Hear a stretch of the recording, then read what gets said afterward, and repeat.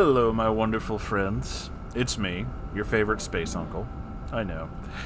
And I've brought you another fantastic story. Or rather, a sequel to a fantastic story. That's right.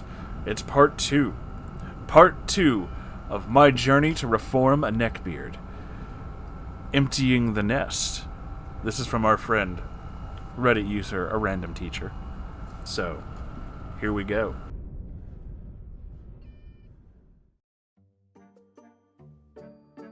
Greetings, everyone. Your favorite teacher is back to relive this story of self-improvement, cringe, and friendship. Today, we'll be diving back into my journey to turn Ed from a socially inept, stinky neckbeard into a fully functioning member of society. I have to warn you, this story contains some disgusting descriptions of his neckbeard nest. No pictures, as he asked me not to post them. So, you have been warned. I mean, the fact that he is also aware that you're writing this and is going along with this gives me so much hope for this dude's reform. You guys have no idea. I'm like really happy. I'm reading this with like a huge smile on my face right now. When we last left off, our dear friend Ed had managed to royally screw up his first real social interaction, and I screamed at him for trying to use autism as an excuse for terrible behavior. He also managed to finally hygiene for once, but this story gets a little more into his problems with hygiene. So, I had noticed a couple of weird behaviors from Ed, like him never wanting to let me into his room, and him always talking about women. I mean, like an over-obsession with girls. Like, every time a girl would walk by, he'd completely turn his head and say, "Damn, what I would do to that." Bruh, don't say things like that. It was literally over the top. Almost like he was trying to act, but I paid it no mind and chalked it up to him being weird. So about 3 weeks after the end of our last story, I go to Ed's room to study. No, man, we can't study here. You know there's an event here, and my roommate has his girlfriend in the room. Your room is the only place that makes sense. Well, maybe we could just study tomorrow. Dude, the test is tomorrow. Ed just leaves at this point. Now, fair warning, it's uncommon for friends to pop up on each other at random and force some chill time.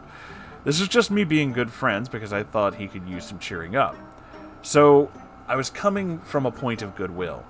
I head over to his building to surprise him and catch him as soon as he's about to leave his room. Nah, man, we're chilling now. I even brought pizza. No, wait, you... I barge into his room, and what I see next is horrifying. So much so that I'm going to start a new paragraph to describe the scene in front of me. Trash everywhere. On everything. Old pizza boxes, greasy fast food bags, old chicken tenders, not joking, and a strange sticky spot covering the floor. A sweaty smell of clothing everywhere, a foul odor with a mixture of sweat, shit, and rotten food, and of course, Axe body spray. It smelled like he tried to clean his floors with liquid Axe body spray. Literally, the smell was so overpowering.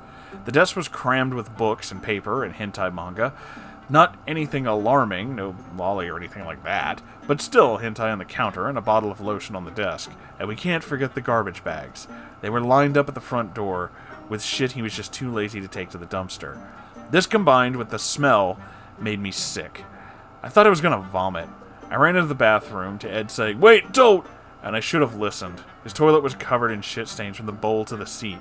The smell of piss hit me like a ton of bricks. Then we get to the shower. The curtain was covered in mold. The bottom of the shower was black with mold and smelled of concentrated piss. But the absolute worst thing? There was a dildo attached to the wall of the shower, with strange spots covering it. I ignored it, but kinda had a suspicion about him. I just stared at him and said nothing. He looked back at me and said, "So I didn't want you to come in." Okay.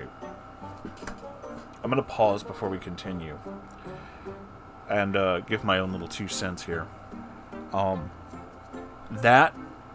Ed's reaction, this is not just your typical neckbeard nest. I haven't read further into this, but that screams depression to me.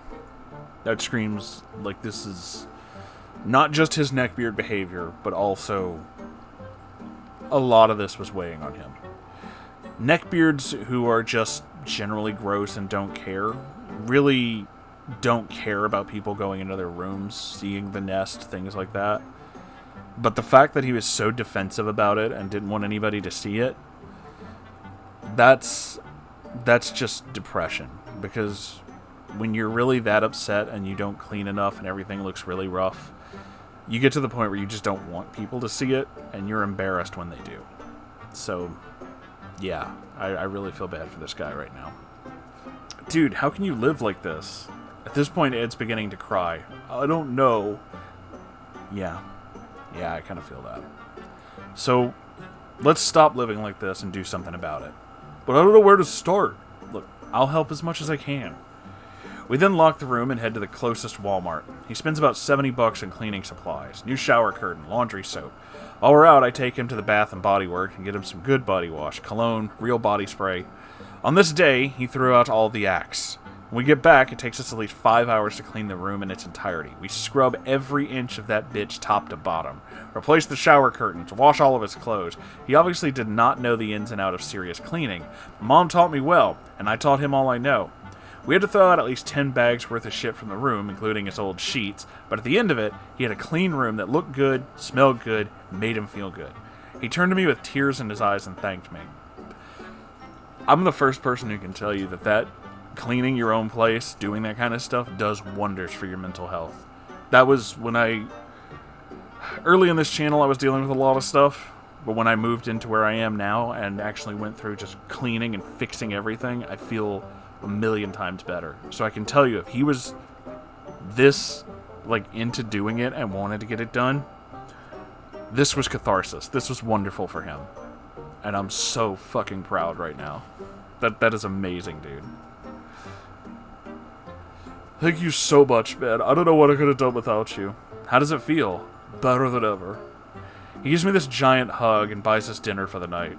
When I leave, I feel really good about him. Sadly, I had to cancel an appointment with this other woman that I'd been talking to, but helping my friend was worth it. Another week passes, and refund season hits. Now, since he had a lot of scholarships from him not only being smart as hell, but an amazing coder, his school was not only paid for, but he also had plenty of money left over that he got back as a refund, at least $5,000 a semester. Nice.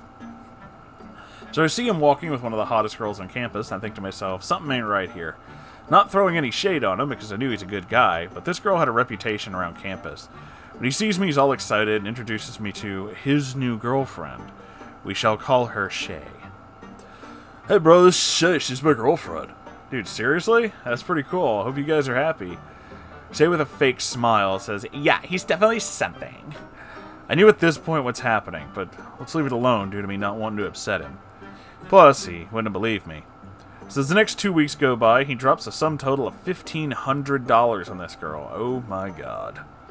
Between dates, food, clothing, gas, an expensive new laptop, the amount of money he burned, that made me kind of upset. So I finally sit him down and try to talk to him, but he obviously doesn't want to believe me, and he says that this is just what men do for women, and if I didn't support him in his new relationship, that we couldn't be friends. And that Shay told him that I might try to break them up because I wanted her.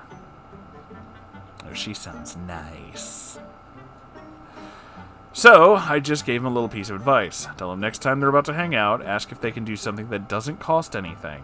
He just stormed off. Next week, he returns to me looking pitiful. Yeah, we could have broke up, man. I kind of thought this was going to happen. Women like that are only after one thing, and you currently have plenty of it. You just got to be smart, man. Yeah, but I need to tell you something. What is it? Well, I think I'm gay. I kind of figured from the, thing mounted in your shower. But if you were gay, why'd you let her take advantage of you if you didn't even like her?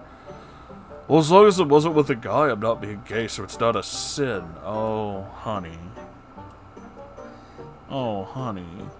You're gonna make me cry. Now, I'm a Christian, but I don't think gay people will rot in hell. It's because you're a good person. Dude, people don't go to hell for being gay. Also, why'd you wait so long to tell me? Because no one would want to be friends with a... Oh, sweetie. It's a... I don't want to say that word, but yeah. Well, who told you that? My parents. Oh my god, you are gonna make me cry. This is so messed up. Well, I'm friends with you, aren't I? So what's the big issue? But I spent so much money on Shay, I feel like a dumbass for that. Well, as long as you learn better for next time, it's alright. So this is where the story ends, but there's one more major detail that you might not like. Also, it might sound a little fake, so take the next part with a grain of salt. Shay was roommates with a friend of mine who was extremely pissed when she found out that what she'd been doing.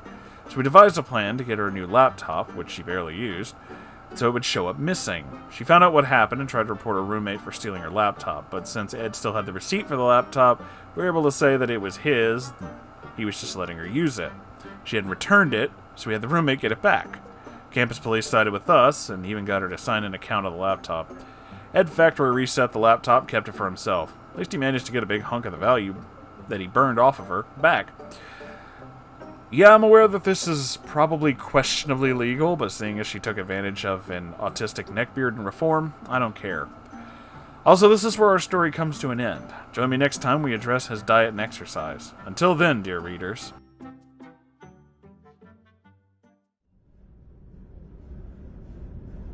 Okay, I said in the first part that I was really excited to see this person's reform, and I'm 1,000% on board with this. That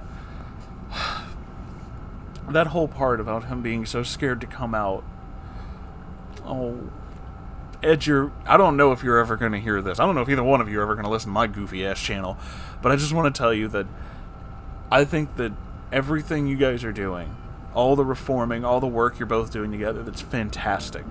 And honey, you have absolutely no reason to be ashamed or scared. No. Just be you. And don't let anyone ever tell you you're not allowed to be you. There is absolutely nothing to be afraid of. You have a fantastic friend, and you sound like a fantastic person. And one goofy space uncle thinks that you're pretty fucking cool, so... This story really touched my heart, you guys. I swear I almost cried a couple times. I'm still kind of feeling it. I can feel it, just... that poor boy. That's just not right. It's not right that his parents would do that. Don't stifle people like that. Either way, that's the end of this story, so thank you all for being here. You know what?